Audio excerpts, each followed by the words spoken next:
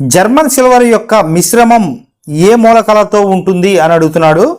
ఏంటిది? రాగి, zinc, nickel.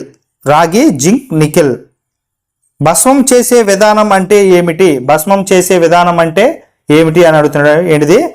Oxidation విధానం అంటే ఏంటంటే ఎలక్ట్రాన్లను కోల్పోవడం.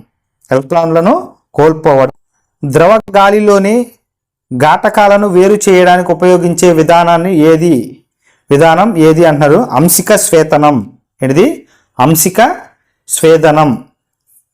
దాబడింది అంశిక స్వేదనం. కేంద్ర పరమాణువు అష్టక నియమాన్ని పాటించకపోయినప్పటికీ స్థిరమైనవిగా ఉన్న సంయోజనీయ అణువుల జంట ఏది అని అడుగుతున్నాడు. ఏంటంటే బెరీలియం హైలైడ్. ఏంటిది? Beryllium halide